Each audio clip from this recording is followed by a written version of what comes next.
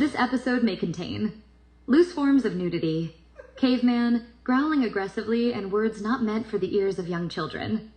Viewer discretion is advised. This is a production of the Must See TV Broadcast Network.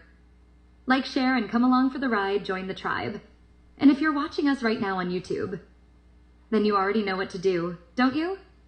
Smash that subscribe button. The caveman won't bite, not really. And if you are ready, and if the caveman is ready, then let's kick this show off. Growl, growl. Caveman's call echoes through the stream. Click that button, join the dream. 45 days, we're live on cue. Reviewing the wild, the weird, the new. Must see TV, it's the vibe. Click subscribe and join the tribe. Laughs and chaos, we've got it all. One big crew answering the call. After shows where stories unfold. Hidden gems and secrets told. Crew's got jokes and little flair. Once you're here, you're staying there. Must see TV, it's the vibe. Click subscribe and join the tribe. Laughs and chaos, we've got it all. One big crew answering the call. From caveman grunts to streaming gold. New adventure, stories bold. Every moment, every beat. Grab your spot. Front row seat.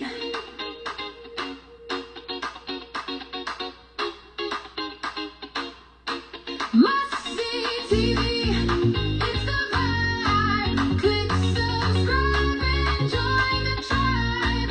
Laughs and chaos, we've got it all. One big crew answering the call.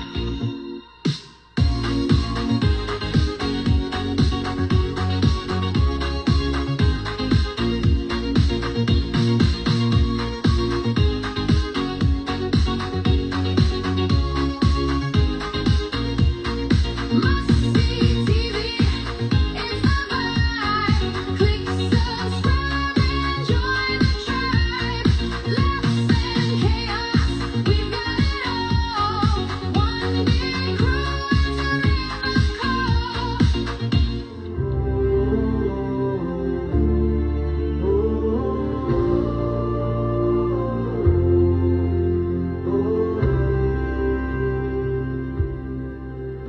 By the dark of the night, where the shadows lean low, a fire flickers softly, its embers aglow. The caveman waits in the circle of flame, eyes like the ocean, hands carved by the same. Oh, the glow of the moon, it whispers, it sighs. The past is alive in the star-painted skies. Tell us the tales of the old, of the wild. Sing us the songs of the earth's first child. By the fire, by the flame, let the echoes consume. Story time by the dark of the night, by the glow of the moon. Hello, ladies and gentlemen. Welcome to a brand new episode of Storytime. Yeah. I mean, the amp is back. I love it. Pebbles is back. Hello, hello. We're gonna have to figure out some things here because tonight we have that's the first day to shoot day. I forgot about that. Yeah. So exciting, right? Right. So we're gonna have to figure out how to do the home pod. But the home pod can come in right here because we could just like WhatsApp into him from the HomePod. I think, because I used to do that, and I don't know if Apple has fixed that bug where you can call someone from WhatsApp again from the HomePod. We'll play around with We're it. gonna have Got to see. time. We're gonna have to see. But welcome to a brand new episode of Storytime Naruto. In this episode, the scene is called. I don't think we do in the title and stuff, but this scene is going to be called "The Office and the Hammer." Ooh. So let's begin. Right. So it's later on in that morning. It's around 7:30. Let's say 6:37 a.m. We're in Grandma Tsunade's office. She's going over like reports, and she is drinking her tea, right? Just steeping her tea. You can imagine her just like sitting down and like getting her tea ready, looking over her reports, and suddenly, I like that effect. We don't have to pay anything for that. That's pretty cool. All right. And the door knocks. She goes, "Enter." And Ino comes in, and Grandma Tsunade goes, "Ah, good, Ino. Come in. Sit down. Have some tea with me." So she does just that. She goes over, sits down. Tsunade pours her a cup of tea, and they start drinking for a long time. For a beat, there's silence. And then Grandma Tsunade clears her throat, goes, "Tell me, how did last night go?" And Ino goes, "Oh, Grandma Tsunade, you would have loved it." He did not know what hit him. And Grandma Tsunade is laughing and giggles. She's like, "Tell me, please." So I'm outside, right? I'm standing outside. And he opens the door in a crack, right? And so he's standing there. And I'm like, "Oh, hey, Naruto." And he turns, looks at his clock. He starts to not know what's happening. Like, it's Naruto. He doesn't, So he says, he just looks. He goes, "Ino? I was just passing by, right? And I wanted to see how you were doing." He looks at the clock again, right? And he's like, "You wanted to check up on me? It's 6:37. Naruto, it's quite rude to keep a girl like me standing outside without inviting her in. You want to come inside?" And she says to Grandma Tsunade, she's repeating, she's summarizing a lot of this story. She's like, "Oh, thank you. I would love to." Just slips in between the crack, and Grandma Tsunade is starting to laugh. I mean, it's funny. It's funny. It's a funny like story she's doing, right? And she goes, "So, right, I'm inside, and some stuff happens, right?" And I ask him, I tell him, I'm like, "You got a pretty cool place here, right?" I mean, some stuff she's getting right, a lot of stuff, but sometimes, so she's dramatizing this for Grandma Tsunade. That's what she's doing, right? And she says, "You got a pretty cool place here." And Naruto goes, "Thank you? Where's your bathroom?" He says, "My bathroom's upstairs, across from my bedroom." "Thank you. My bathroom's downstairs. It's helpful to get the lay of the land, And before he asks any other questions or has the opportunity, she goes, "Oh, there's some bags and boxes outside. Would you be a doll and help me bring them in for me, please?" "Oh, thank you so much. You're so helpful, Naruto." So she goes on, she tells this story, right? And then she gets to the scroll reveal, right? And then she's like, "So, anyway, I'm sitting there, right? This is the best part, Grandma Tsunade. I'm sitting there, right? And he thinks that this is a big joke, like somebody's punking him, right? And he mentions you, he mentions my family, and I said this is completely okay with them, and who do you think I got permission from? And he's like, but you can't continue to say things. Well, you can't say things and expect them to be fact, right? And she goes, and that's when I pulled out the scrolls. And Grandma Tsunade goes, oh, you didn't. And I hand both of them, one for my clan and one from you, right? And then I remembered he can't read very well. So I take the scroll and I begin narrating what's on the first scroll like I'm in a play, right? And now Grandma Tsunade's on the floor. She's laughing.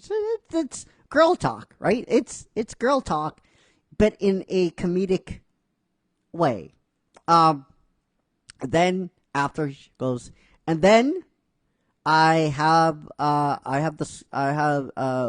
take your scroll and I crack it open and I read it to him. And then now Grandma Tsunade is just loving this, right? So they're laughing, right? And Grandma Tsunade is whole mock serious now. She goes, after she's laughed, she tends to sits to attention. She goes, I'm quite disappointed in you, frankly. Kakashi Sensei was in here earlier giving me his report, and I was disturbed by what I heard from him. And sits up. She's nervous now, but we can all see the mock seriousness in Grandma Tsunade's face. She goes, "Where the hell did you learn to snuggle like that?" It's like, and just immediately starts to melt. That leg locking you did with it completely unacceptable. Where did you learn to spoon like that? Like seriously, I expected way better from you. Just wants to evaporate, be anywhere but here right now. She wants to fly away to the sun, right? She can't believe this is happening, right? She doesn't want to believe this is happening, but it totally is. Grandma Tsunade goes, I am going to teach you how to do this right. In fact, she goes to a dresser, a drawer. She gets she refills coffee. She gets some more tea, and she gets a larger scroll. This is a bit because every time in Naruto, there's like scrolls for days. So this is like an ongoing bit. But this scroll is much bigger. This is like a big scroll. And Grandma Tsunade goes, there'll be diagrams. There's going to be models for you. And I want you to read this, Like, this is going to be top secret. This is going to be Black Ambu level clearance. You're not to show this with anyone. And anyway, so she unrolls the scroll. She starts writing with her brush, having way too much time, having way too much fun with this, like much more than she should. She stops at one point and motions with her hands. Okay, this is a jutsu now. It's called Super Sexy Snuggling Jutsu. She motions the swirl like spooning to, just, she wants to die right now. She wants to it's like a grandmother's like, so I will teach you how to have sex properly. Oh God. No one wants that. And she's drawing diagrams, stick figures on the scroll. she remembers the hand motions she just did. She does that sections by sections, articles by articles, and finally she finishes and rolls up this ridiculous big scroll. Ridiculous. And she goes, "Now remember, Ino, I want you and Naruto to go through this either today or tomorrow." And she hands it to her, and Ino takes it like a bomb. Like, this is a grenade that's going to explode, like a scroll that's going to explode. So she goes, "Thank you, Lady Tsunade. I will." And then she's like, good. Like, being very proud of herself, drinking tea. She's smiling. And she says, "Oh, yes, Ino, do you have some reports for me?" And Ino gets up from the chair. She goes, "Yes, Lady Tsunade." So she goes to her scroll and gets back, and she goes back into her satchel, right? Her pouch. And she takes the big scroll. I believe I said pouch, yeah, pouch or satchel. So she goes back into her pouch or satchel and gets 3 small medical scrolls. Okay, 3 of them. And she puts it on the desk. Lady Tsunade takes the first one, breaks the seal, and unravels it. And Ino starts to narrate. One long gash from shoulder blade to shoulder blade. A web of chakra burns, old and new. Some deep, some fresh, some that healed, but along the way got re-agitated.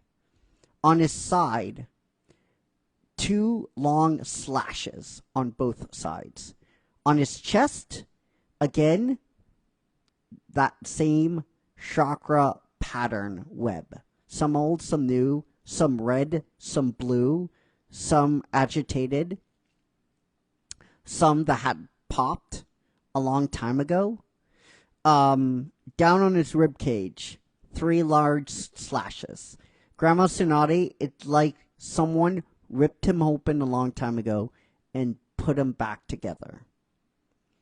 And this is 1-to-1. So as is narrating this, Lady Tsunade is reading this, right? So it's like 1-to-1. And we see her reading the parchment. And we see tears start to fall. Okay? 1, 2, 3. And after she's done reading, she rolls it back up and reaches for another. She doesn't need to. And Ino goes, "No, Lady Tsunade."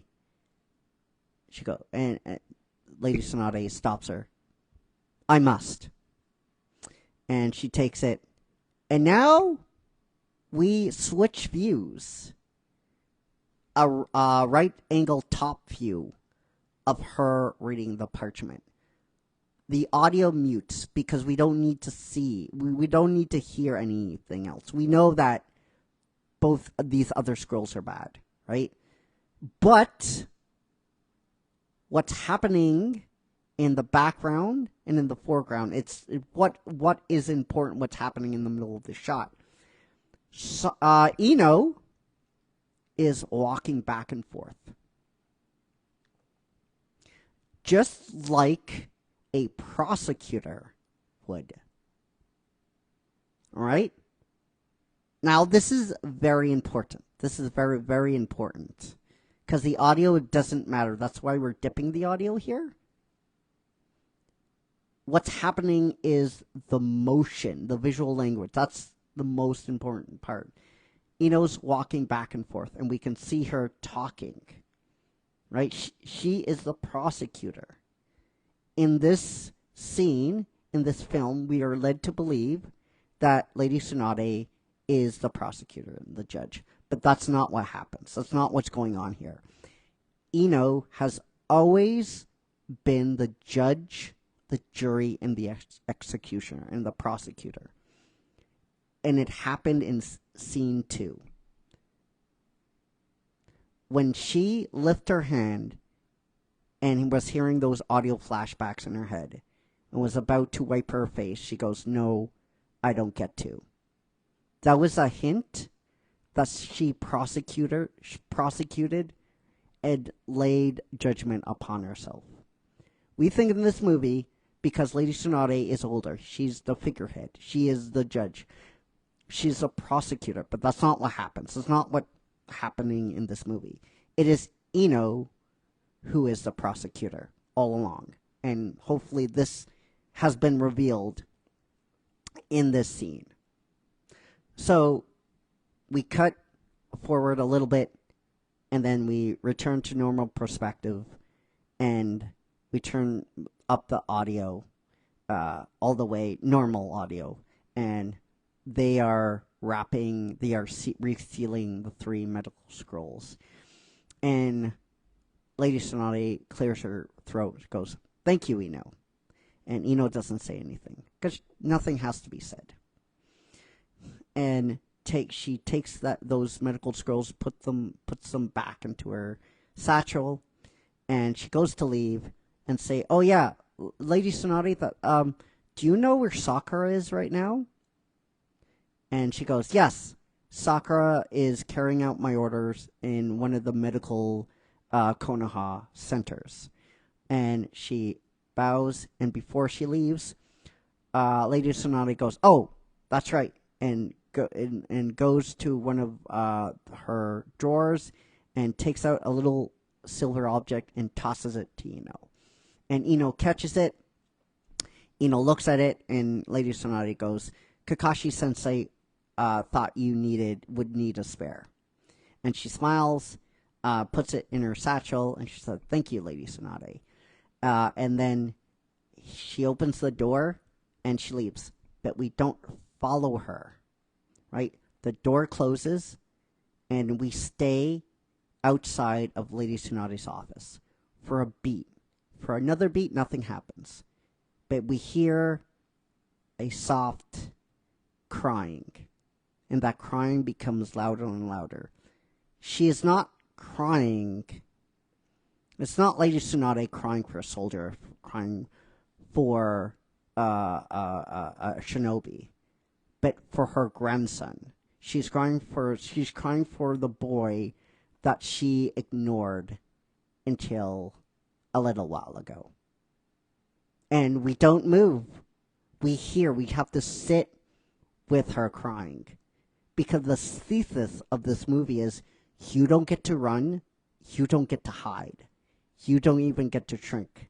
Just because it is uncomfortable for you, right? I think as fans, we've laughed. How many times have we laughed? We cried at this boy's pain, and just said, "Oh, he's Naruto. He's the boy of destiny." But in this film, it's saying something more profound. So we have to sit in that silence with her crying, and that's scene, and that's where we're gonna end it for now. So yeah, let me know what you guys think down below. And before we go, we have to hear from Pebbles. Pebbles? Hello, hello, hello. Hello. What did you think? Tell me your thoughts. I found it was really intense in the way that you described all of the angles and how we're looking at things and how we have to view characters differently. I really liked it, Caveman. I like your insight. Did you like the trap? The trap honestly kind of confused me. I'm not gonna lie. So there's no trap. The trap is there's no trap. The trick in this film, there's no trick, right? It's just honesty, right? And I think for a lot of people, they're gonna be like, "This is hilarious." Two Kunoichi talking about sex, right? This is good. One getting way too into it, and the younger one just wants to die. You know? Yeah, it's the trap of the conversation. Yeah. Right? We've all been there in those conversations we don't want to be having, but we still sit there until we can shut it down. And then when the 3 scrolls come out, it's like, damn it, he's done it again. God damn. Shit, gonna get real. But yeah, I, it's, something in this film that was very important to me to write in from scene 2 onward. I think people are going to expect that Lady Sonata is going to be the one in charge. But if you really think about it, she's not in charge at all. No. But, that's the older person, right? She's obviously, so I played with that. And right? It kind of also brings in what we see in present day, where really the older people should not be the ones in charge, and it's about passing the torch. Well, it's this film is like, I think a lot of people are going to say, like, Lady Sonata is going to be in charge. She's going to be the prosecutor of all this stuff. But if you really think about it, Ino has been with Naruto from scene 4 on, right? And I think a lot of people will not catch that she prosecuted herself when she was about to wipe her tears and say, no, I don't get to. So I purposely did that to you guys. You're welcome for me. But if Roland's watching this, I'm not gonna trick him. He probably already knows what's happening. So guys, that will do it. I believe we'll see you guys tonight, right? For a brand new episode of Encore. So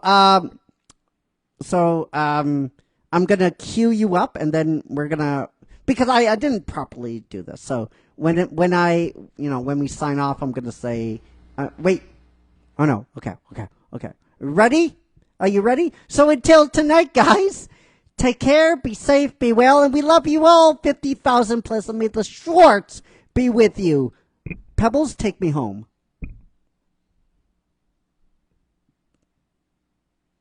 Pebbles?